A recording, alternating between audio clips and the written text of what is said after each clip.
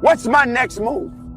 Am I gonna just complain, or am I gonna just realize that I got to learn to adapt and overcome? Because ain't nobody perfect. So who's going? I think y'all let it just get to hoping just like I'm hoping. If when we get up to the gate, God is grading on the curve. You combine them, you get a greater impact. It's until you open your mind, open-mindedness creates that. We all shut down our mind. Like for instance, when I broke the pull-up record. Have you even asked yourself what happiness looks like, or is your personal broadcasting channel? So hell-bent on ensuring your life outlook stays the way it is that it's not even paying attention to the data. Takes and see, I believe wholeheartedly. But the first step in any facet of transformation is remembering that you have control, that things in your life that bring you down or hold you back can be changed. In fact, the very things working against you can work for you.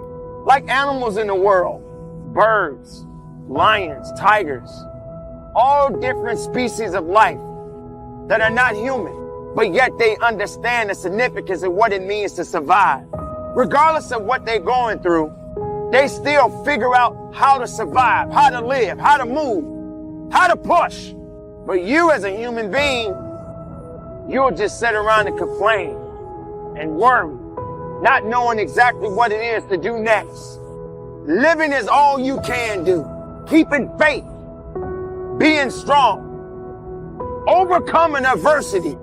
I dare you to run past that challenge. I dare you to face adversity. I dare you to look at it and say, look, I'm more than this right now. I can handle it. I dare you to look at your obstacles like a mountain. I dare you to stop running from it. I dare you to stop throwing away food because you're scared you're going to eat it at night. I dare you to stop taking the detour because it's crack house on the corner and it's a liquor store on the street. I dare you to stop running from your addictions. I dare you to stop running from the old you and become the man you know you can become. Mountains aren't going to move. You got to climb that bad boy, baby. You cannot get what you want in your life by being comfortable.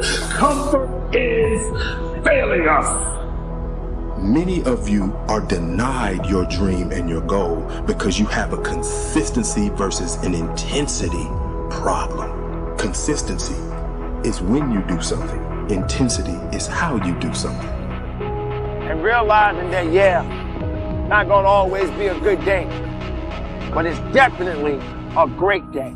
It's a great day for me to learn about what I am capable of. What am I willing to do? How am I going to push forward instead of pushing back? What's my next decision? What's my next path? What direction am I going? Because what's surrounding me doesn't necessarily mean that it's breaking me to a point where I can't function. You have to have the ability to understand that if you don't build up something, it'll never have true foundation. It will never have balance. It will never understand purpose. There won't be any purpose to it because you're too busy being what you think you ought to be instead of knowing what you need to be. And that's why many of you, no matter what you do, no matter how much you do it, no matter who you looking at, no matter what you read, you gonna be denied because you think that just being consistent at something is gonna let you win. That earns you the right to win. That I'm being denied that corner office. I'm being denied that car. I'm being denied this quality of life. I'm being denied that opportunity, this scholarship. I keep getting cut off the team. If I just keep practicing, I just stay around this team, sooner or later I'll make it. No, you won't. No, you won't, because consistency does not guarantee you the win. Many of you, as bad as you don't want to accept this, you're never gonna win because you're not intense enough. And until you get intense to the point that nothing will get in your way, that you will not get in your way, you'll never win. You have to be aware, you have to think about it. Now, I'm not a believer in magic, right? I don't think you sit back, say, I don't want to be unhappy ever again, snap your fingers and smile until the end of eternity. But I do believe that once we're aware of our manufactured shackles and our self-imposed limitation, we can start chipping away, doing the 1, 2, or 3 small things, everyday tiny swings at the tree until it falls. Right? It's I'm not happy with my work life. Well, what does a better situation look like? What bridges that gap? I'll wake up 20 minutes earlier on weekdays. So I'm hoping that this 70 that I'm gonna go to the gate with is a low A. And let me tell you something, and let me tell you something, that's all y'all got. See, you might be a better Christian than me, but you ain't perfect. So now who are you when you judge another person? So I'm gonna take this 70, I'm gonna see how it go. You going up there with your 72. You go up there, you might go up there what you think is a 90. And when they read it off, you might discover you ain't got no 9. Everybody around me, you heard the pull-up record was 4,020 pull-ups. That's the first thing they did. Oh my God.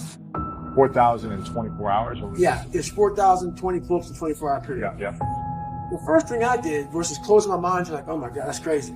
I went and got a pen and So how many is that every minute? Exactly. Every hour, every second. Instead of taking life and making it out to be this grandiose thing, start breaking it down.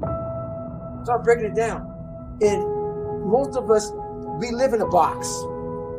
And we don't want to go outside that box at all, ever. Outside that box is all these possibilities of life. I'm gonna just go and do the best I can. You know, love God, keep serving Him, talk about Him when I get a chance, pay my little tithes, do the best I can. But you know, I'm an entry-level Christian. That's all I am. If you do advanced Christianity, congratulations. I'm an entry-level Christian. I can participate that way. This is the most important part. You are taking the power back, you're taking control. And that's what feels good. That's where we get our identity. You get a little disappointed at how you've let your physique slip when you look in the mirror. Don't be sad about it. Every day, again, ask yourself what the inverse looks like and start doing small things. Subtract 1 sports drink and add 1 green smoothie. Double your water intake. Do a 10-minute daily workout on YouTube like theirs. The pieces are out there, and define yourself again. You are now a millionaire. That's how it works. These jokes I tell, I didn't start making millions. I made $25 a night when I first started. I made $25 a night. Kept doing it over and over and over until I started $50. Now I charge $100 a night, $125 a night, $150 a night, $250 a night, $1,000 a night, $5,000 a night, $2,000 a night, $100,000 a night, $200,000 a night, $500,000 a night. I stood somewhere for $1 million a day. But I've been doing this 30-some years. I just keep multiplying my efforts by 10. That's how it's done.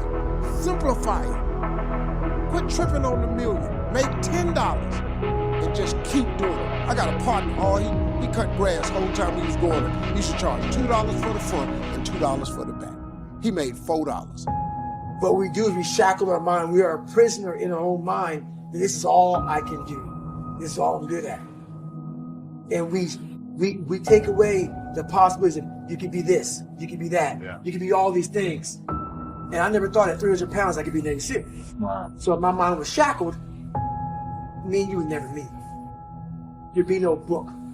There'd be no book. There'd be nothing. So what people understand is that they live for themselves, not knowing that you have the power within yourself to change millions of lives by facing life, by facing yourself. And through that, I would die never knowing that I had the power to change millions of lives. And what haunts me the most, people ask me, what haunts you the most? What haunts me the most is that if I would have died at 300 pounds, let's say I was 75 years old, I got to heaven, and God has a chart like that on everybody's life. God knows all, let's say that. You're playing a movie on loop in your head that isn't right. It's just not you. And well, what movie do you want to be playing in an ideal world? Scroll through, library, find it, click play, and start doing the small things that make it real. There's so much power in progress. I've seen this unfold in different areas of my life, but particularly as a writer. As a speaker, it's like, you identify if you want to be you, start making tiny steps. Please do watch our other motivation videos on the screen now. Thank you.